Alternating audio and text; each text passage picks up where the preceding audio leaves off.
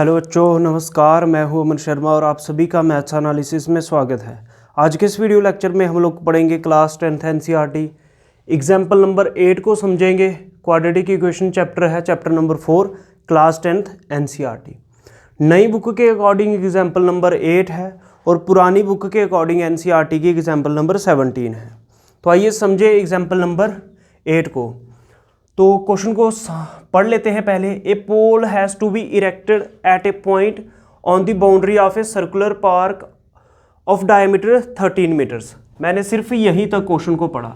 यहाँ तक क्वेश्चन को पढ़ के ये पता चला कि कोई सर्कुलर पार्क है, सर्कुलर पार्क की बाउंड्री पे आपको एक पोल को इरेक्ट करना है, पोल को खड़ा करना है और उस सर्कुलर पार्क का जो डायमीटर है वो 13 मीटर्स है। यहाँ तक पढ़ के इतनी बात समझ में आई। तो हम यहीं तक क्वेश्चन को पहले बना लेते हैं। मतलब एक सर्कुलर पार्क है और इसका जो डायामीटर है, मान लो ये डायामीटर है, इसको मैं पॉइंट ए लिख रहा हूँ, इसको पॉइंट बी। तो ये सर्कल का जो डायामीटर है ना वो है 13 मीटर। और हमें ये जो सर्कल है इसकी बाउंड्री पे, यहाँ पे मान लो कहीं पे भी बाउंड्री पे ना एक पोल को इरेक्ट करना है और पोल को मैं लिख देता हूँ क्या, पी। अब आगे पढ़ते हैं क्वेश्चन को। In such a way that the differences of its distances from two diametrically opposite fixed gate A and B on the boundary is 7 meters। तो देखो एक ही लाइन के अंदर काफ़ी ज़्यादा इन्फॉर्मेशन उसने दे दी है, लेकिन घबराना नहीं है। क्वेश्चन को समझो। उसने ये बोला है कि यहाँ पे गेट A पॉइंट और B पॉइंट के ऊपर गेट है। मतलब आप यहाँ से जाके पार्क से यहाँ बाहर जा सकते हो, यहाँ से आके यहाँ से बाहर जा सकते हो। यहाँ पे दो अपोजिट गेट हैं और कंडीशन ये है, जैसे यहाँ पे आप पोल लगाओगे तो इस पॉइंट बी से पोल तक और पॉइंट ए से पोल तक, ये जो दो चीज़ें आ रही हैं, एपी और बीपी आ रहा है, इन दोनों के बीच में जो डिफरेंस है वो 7 मीटर का है। यहाँ पे पढ़िए, फिर से पढ़िए, यहाँ से पढ़िए। In such a way that the differences of its distances from two diametrically opposite fixed gate A and B on the boundary is 7 metre. मतलब इन दोनों में जो डिफरेंस है वो 7 मीटर का है। ठीक है। Is it possible to do so? क्या ऐसा पॉसिबल है यहाँ पे पोल लगा पाना? क्या पॉसिबल है? देखो, जब भी पॉसिबल पूछे तो हमें नेचर चेक करना होता है रूट्स का। पहले हमें क्वाड्रेटिक इक्वेशन बनानी पड़ेगी, उसके बाद हमें नेचर चेक करना पड़ेगा रूट्स का। अगर तो वो रियल रूट्स आए तो ये पॉसिबल था, नहीं आए तो नहीं था पॉसिबल। आगे बढ़ते हैं। इफ़ यस, अगर पॉसिबल हो गया, at what distances from the two gates should the pole be erected. तो अगर ये पॉसिबल हो गया तो ये दो गेट्स जो ए और बी हैं, इनसे कितनी दूरी पे पोल को लगाना पड़ेगा, इससे कितनी दूरी पे और इससे कितनी दूरी पर। साधारण तौर पे बात करें तो हमें क्या करना है, पहले लेट कर लेना है इन दोनों में से किसी एक चीज़ को। आपको इतना क्वेश्चन तो समझ में आ ही गया होगा। तो आइए, क्या मैं इसको लेट कर सकता हूँ x? तो मैंने BP को x लेट कर लिया। दोनों में से किसी भी एक डिस्टेंस को x लेट करना पड़ेगा। तो मैं इधर शॉर्ट में लिख देता हूँ, here diameter of circular park. ये हमारे पास जो सर्कुलर पार्क है उसका डायामीटर कितना है, जिसको लिखा है इसने AB, और वो है 13 मीटर। और मैंने BP को क्या लेट कर लिया, x। तो लेट कर लिया मैंने BP equals to x metre.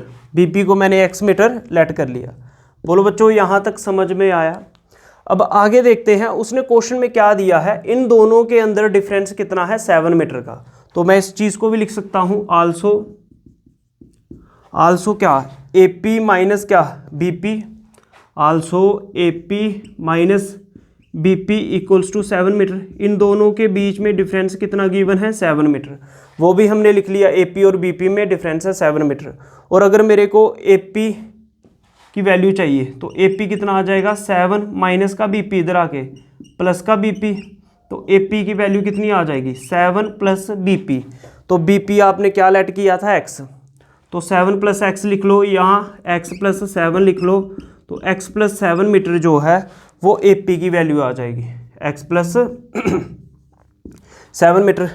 हमने ये x लेट किया। आप बच्चों इसको भी x लेट कर सकते थे, तो इसकी वैल्यू फाइंड कर देते। अब ध्यान से देखो, यहाँ पे 90 डिग्री एंगल आएगा। हमने तीनों वैल्यूज़ फाइंड कर ली, लिख ली। अब इसको देखो, ये एक राइट एंगल ट्राइंगल बनेगा। अब दिमाग में ये चीज़ आनी चाहिए कि ये एंगल सर आपने 90 डिग्री कैसे लिख दिया। अब क्लास 9th के अंदर एक थ्योरम थी, क्या, ध्यान से देखिए, क्या ये एक सेमी सर्कल नहीं बन रहा, इस चीज़ को देखिए, क्या ये एक सेमी सर्कल नहीं बन रहा, तो सेमी सर्कल के अंदर हमेशा एंगल 90 डिग्री बनता था। ये है डायामीटर और ये सेमी सर्कल में हमेशा एंगल 90 डिग्री बनेगा। तो क्या लिखेंगे, एंगल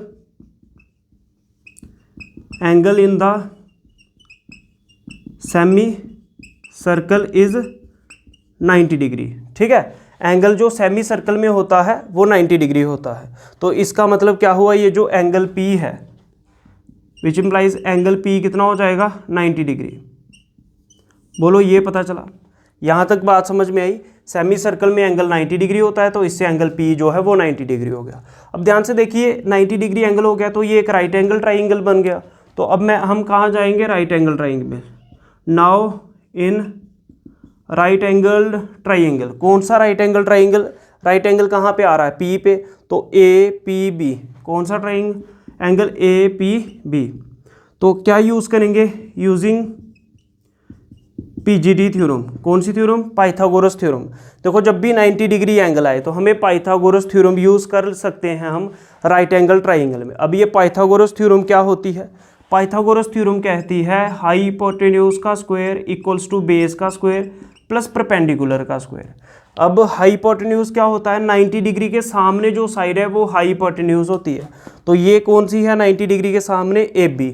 तो मतलब हाइपोटेन्यूज की जगह लिख सकते हो AB का स्क्वायर इक्वल्स टू बेस का स्क्वायर। बेस क्या होता है, जो नीचे साइड आएगी, ये क्या है AP। तो बेस की जगह लिखो AP का स्क्वायर प्लस परपेंडिकुलर का स्क्वायर, परपेंडिकुलर की जगह लिखो BP का स्क्वायर।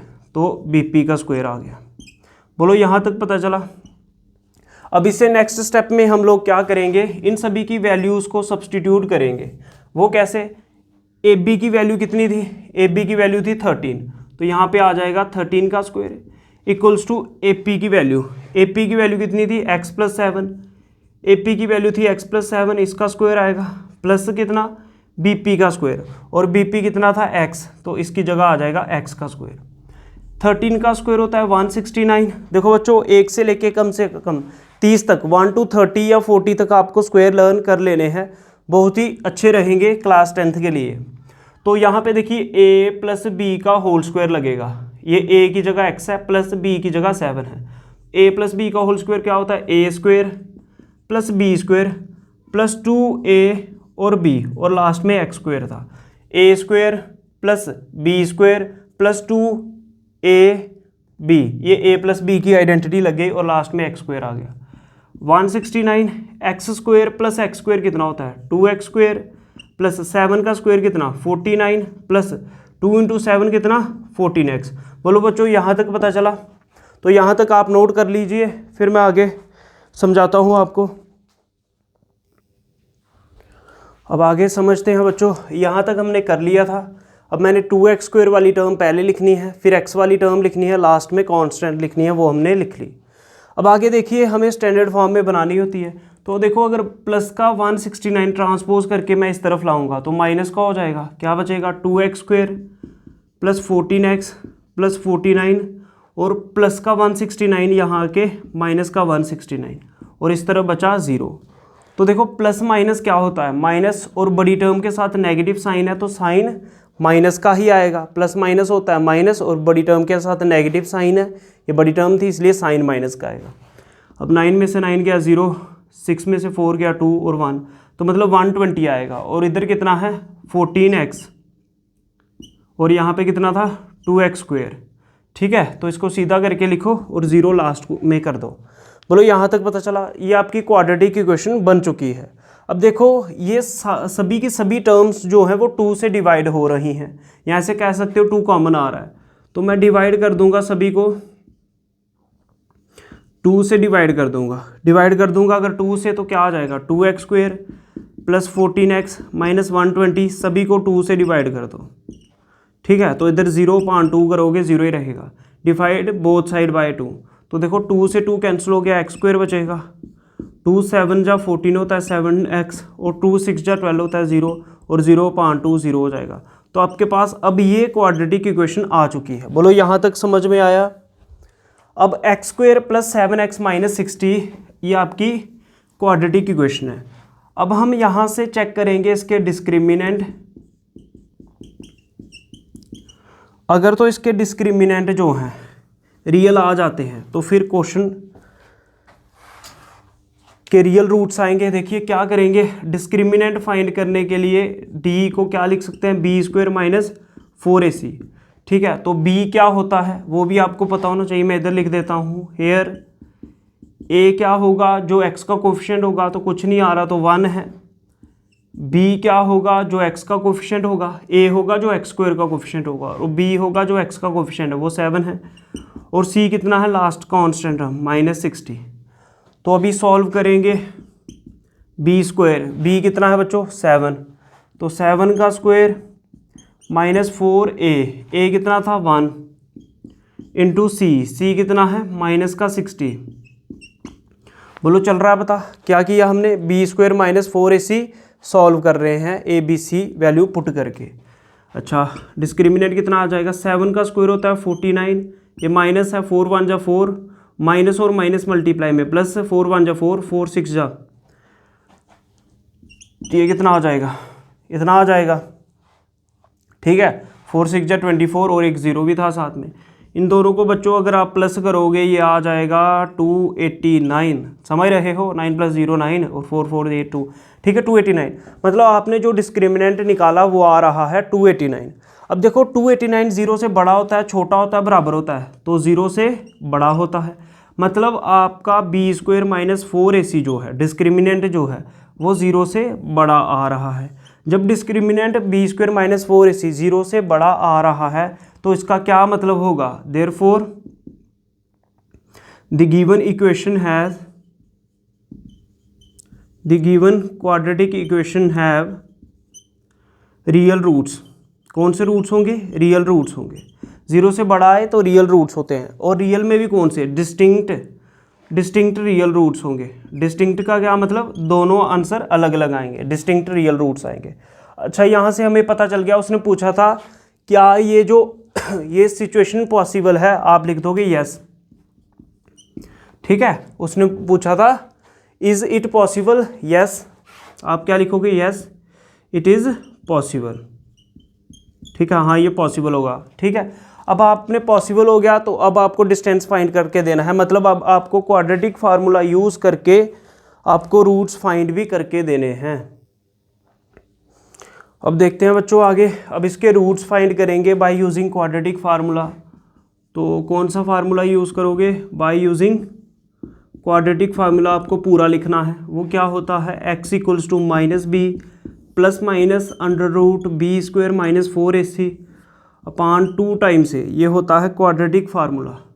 तो x = -b, माइनस आ गया फार्मूले का, और b की वैल्यू क्या है 7, -7 plus minus √b square, b कितना था 7, तो 7 स्क्वायर। देखो ये हम फाइंड नहीं करते, देखो क्यों, इधर देखो b square -4ac, b square -4ac आपने ऊपर सॉल्व किया था, वो आया था 289, तो इसकी जगह 289 लिख दो अपान 2 × a कितना है 1। बोलो यहाँ तक पता चला। आगे देखते हैं क्या है, -7 प्लस माइनस 289 किसका रूट होता है, 17 का। हमने आपको पहले ही बोला कि आपको कुछ रूट्स याद कर लेने हैं, 1 से लेके 40 नहीं तो 30 तक तो कर लो। तो 2 1 जा कितना 2। अब देखो दो केस बनेंगे। पहला केस क्या, जब आप x को क्या लोगे, व्हेन x = -7 प्लस 17 अपान 2, और दूसरा केस बनेगा x = -7 - 17 अपान 2। देखो -7 प्लस 17 अपान 2 और एक दूसरा x -7 और माइनस का 17 अपान 2। बोलो यहाँ तक पता चला, यहाँ तक नोट कर लो, मैं थोड़ा रब कर लेता हूँ। आगे देखते हैं बच्चों, ये पहला केस था, तो इसको देखो माइनस प्लस क्या होगा, माइनस और बड़ी टर्म के साथ क्या है प्लस, तो साइन तो प्लस का आएगा, और 17 में से 7 गए तो कितना आएगा 10 अपान 2, और 2 5 सा 10 होगा।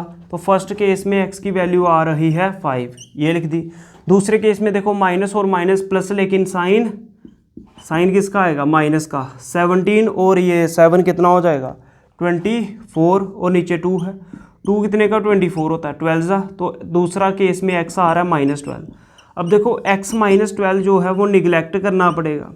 ये निगलेक्ट क्यों करना पड़ेगा? क्योंकि यहाँ पे देखो ये डिस्टेंस है, डिस्टेंस हम नेगेटिव नहीं लेंगे। यहाँ ये ट्राइंगल की साइड है, ट्राइंगल की साइड कभी भी नेगेटिव नहीं हो सकती। रीज़न क्या दोगे? Because side of triangle can't be, बोलो,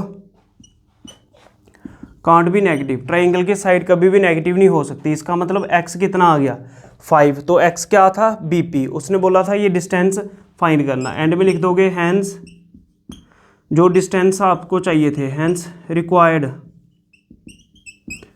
जो डिस्टेंस है आपको, रिक्वायर्ड डिस्टेंस, ठीक है, क्या है? एक तो BP था, BP कितना है? x, BP है x मीटर, x कितना आया? 5 मीटर। और दूसरा था आपका AP, दूसरा क्या था? AP। तो AP था क्या? x + 7, x आया 5, 5 + 7 कितना होगा?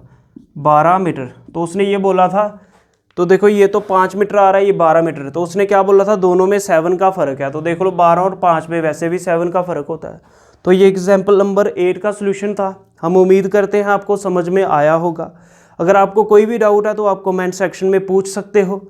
अदरवाइज़ चैनल को सब्सक्राइब कर लो, वीडियो को लाइक करो, शेयर करो। जय हिंद, जय भारत, नमस्कार।